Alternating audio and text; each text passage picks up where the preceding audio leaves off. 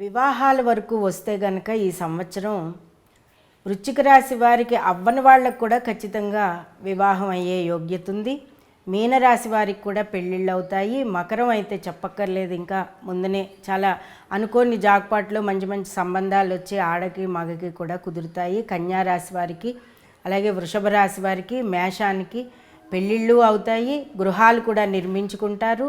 పాడి పంటలు, పొలాలు, వీళ్ళు ఏ కార్యక్రమం మొదలుపెట్టినా కూడా ముందంజలో ఉంటారు. కానీ ప్రేమ వివాహాల జోలికి వచ్చేటప్పటికి సింహరాశి వారు, కర్కాటక రాశి వారు, తర్వాత కన్యా రాశి వారు కూడా, వృశ్చిక రాశి వారు, ధనుర్రాశి వారు, కుంభరాశి వారు వీళ్ళు మాత్రం చాలా జాగ్రత్తగా ఉండాలండి. ప్రేమ వివాహాల జోలికి వెళ్లకుండా ఉండడమే మంచిది.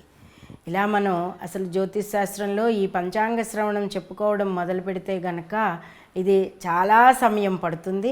మా ఛానల్ వారు మీ అందరికీ ఏవేవి ఎంతెంత కావాలో అంతంతే మనం చెప్పుకోవడం అనే పద్ధతి ఉంది. కాబట్టి ఇలాంటి భయాందోళనలు పడని చక్కటి మనం జాతక విశ్లేషణ చేసుకుంటూ ముందుకు వెళ్తున్నాం. కాబట్టి ఈ క్రోధినామ సంవత్సరంలో అందరూ కూడా తప్పనిసరిగా దైవారాధన చేసుకోండి. మేషం మొదలు మీనం వరకు కూడా మనం పైన చెప్పిన పరిహారాలన్నీ పాటించుకోండి. అలాగే అందరూ కూడా సర్వేజన సుఖినో భవంతు. ఎలాంటి సమస్య వచ్చినా కూడా తీవ్రంగా తీసుకోకుండా సింపుల్గా తీసుకుని ముందుకు వెళ్ళడం అనేది మంచిది. వాగ్వాదాలకి ఏ వ్యక్తి కూడా దిగకుండా ఉండడం అనేది మంచిది. తొందరపడి కోర్టు వ్యవహారాలకి వెళ్ళిపోవడం, పోలీస్ స్టేషన్లకు వెళ్ళిపోవడం ఇలాంటివన్నీ ఏవీ చేసుకోవద్దు. సామరస్యంగా సమస్యను పరిష్కరించుకుంటే ఈ సంవత్సరం అందరికీ కూడా చాలా బాగుందని చెప్పుకోవచ్చు.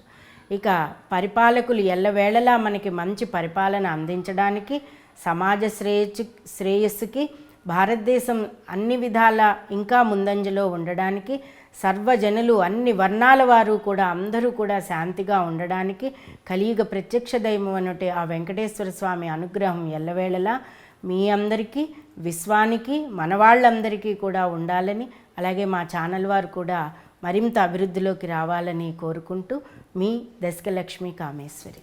స్వస్తి.